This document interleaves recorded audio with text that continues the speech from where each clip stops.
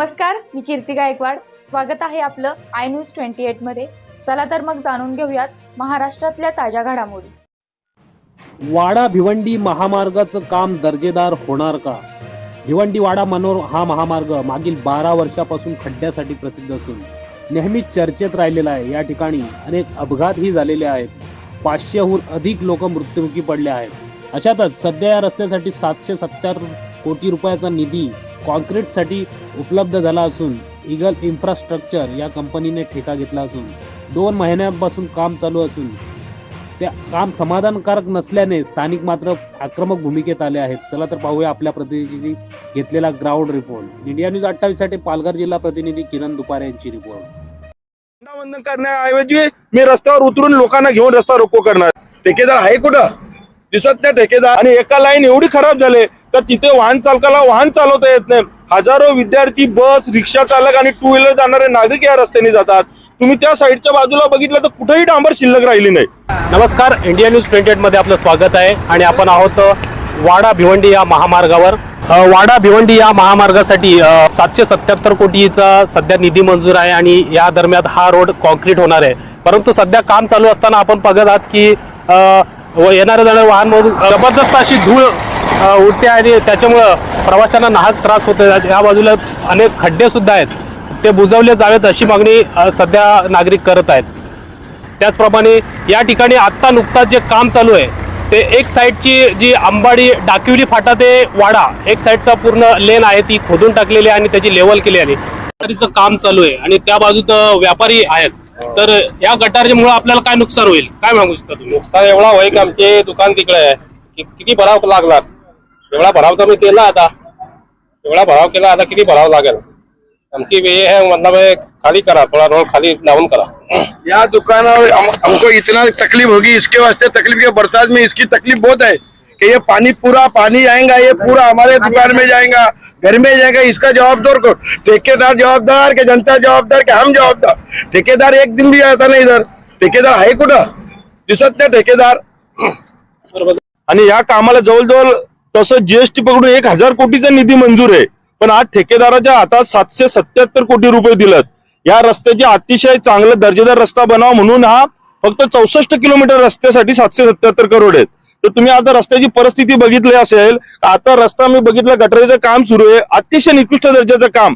म्हणजे कुठल्या स्टेप मध्ये काम चाललंय काही कळत नाही। कामाची क्वालिटी अशी पाहिजे का हा रस्ता किमान 1.5 मीटर खोदायचा, म्हणजे 5 फूट खोदाई करून याची जीएसबी भरायची आहे। मी आताच वाडा तहसीलदार, पोलीस स्टेशन आणि पीडब्ल्यूडीच्या डिपार्टमेंटला सर्वांना या बाबतीत निवेदन दिला। तर हे काम अतिशय निकृष्ट दर्जाचं सुरू आहे, याच्यात आपण तात्काळ लक्ष घाला। म्हणजे येणाऱ्या 26 जानेवारी प्रजासत्ताक दिनी 26 जानेवारी रोजी मी कुडूस नाका येथे पुन्हा एकदा या रस्त्यासाठी रस्ता रोको ठेवलाय। कारण हा रस्ता करत असताना त्यांनी पूर्ण एक लाईन खोदाई करून टाकले आणि एका लाईन एवढी खराब झाले तर तिथे वाहन चालकाला वाहन चालवता येत नाही। हजारो विद्यार्थी, बस, रिक्षा चालक आणि टू व्हीलर जाणारे नागरिक या रस्त्याने जातात। तुम्ही त्या साईडच्या बाजूला बघितलं तर कुठेही डांबर शिल्लक राहिली नाही आणि तरी सुद्धा या रस्त्याची कुठेही दुरुस्ती करत नाही। फक्त खोदाईचं काम एका बाजूने सुरू ठेवलाय आणि तेही काम निकृष्ट। अनेक ठिकाणी खोदाई केले तिथं अतिशय म्हणजे चिकन माती असते ना, आपण म्हणतो शेतातली चिकनवट माती, म्हणजे ज्या रस्त्यात मुरुम फिलिंग केला पाहिजे तिथं चिकन माती आणून टाकले, काली माती। मी गांधरा या ठिकाणी मगाशी येताना बघितला, तिथं अक्षरशः म्हणजे कचऱ्याच्या ढिगाऱ्यातली माती टाकले, त्याच्यात प्लास्टिक, कचरा, पाईप असा म्हणजे जी ज्याच्यानी पुन्हा रोड बनवला तर तो रोड टिकणारच नाही। आता या बघितलं असेल या गटारीची हाईट किमान 3.5 ते 4 फूट, म्हणजे नक्की रस्ता कुठल्या पद्धतीत बनणार आहे याच्या बाबतीत कुठलाही बोर्ड लावला नाही, त्याचे इन्स्ट्रुमेंट कुठेही लावला नाही। आपण या निवेदनात स्पष्ट मागणी केली का जागोजागी या रस्त्या संबंधित जे इन्स्ट्रुमेंट आहे, कुठल्या पद्धतीत हा रस्ता बनणार आहे, त्याची लांबी किती, रुंदी किती, खोदाई किती, त्याचं कॉन्क्रीटीकरण कसं होणार या बाबतीत तुम्ही त्याचे सूचना फलक लावा। कुठेही आजपर्यंत सूचना फलक लावला नाही। आणि बाजूचा शिल्लक असलेला रस्ता, पूर्ण रस्ता किमान वाड्यापर्यंत, अंबाडी ते वाडा एक बाजूचा जो रस्ता सुरू आहे हा डांबरीकरण केला पाहिजे। कारण नागरिकांना किमान हा रस्ता बनपर्यंत, हा रस्ता काही जुलैपर्यंत बनत नाही। जरी त्यांची 3 वर्ष मुदत असली तर हा 6 महिन्यात रस्ता बनणार आहे का? तर बिलकुल नाही। पण नागरिकांनी याच्या अगोदर त्रास सहन केला, आता पण जर एवढे पैसे सरकारने देऊन तर नागरिकांनी त्रासच सहन करायचा का?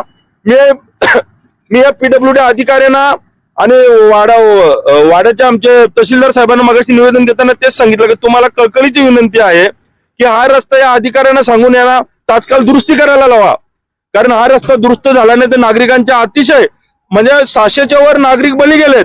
म्हणजे या अधिकाऱ्यांची आणि आता या इगल कंपनीची, आता हा इगलवाला कोण हरामखोर आला आम्हाला माहिती नाही, पण या हरामखोरांना आणखीन आमच्या नागरिकांचा बली घ्यायचा आहे का? आणि या भागातले सगळे नागरिक आमचे सगळे पत्रकार तुम्ही आहात, तुमच्या आमच्या संबंधातलेच नागरिक आहेत. म्हणून मी या बाबतीत आज निवेदन दिलं आणि 26 जानेवारीला प्रजासत्ताक दिनी पुरुष नाका इथे भव्य रस्ता रोको करणार आहे. जर याची दुरुस्ती केली नाही तर झेंडावंदन करण्याऐवजी मी रस्त्यावर उतरून लोकांना घेऊन रस्ता रोको करणार आहे. एवढंच आपल्या चॅनलच्या माध्यमातून सांगतो.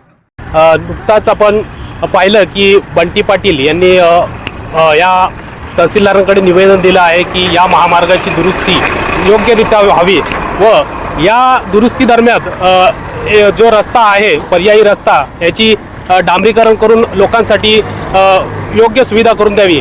त्यानंतर त्यांनी या रस्त्याची जी दुरुस्ती होणार आहे त्या रस्त्याच्या दुरुस्तीसाठीची जी पण यंत्रणा आहे ती योग्यरित्या काम करील व उत्कृष्ट दर्जाचं असं काम व्हावं असे त्यांनी निवेदन दिलं आहे.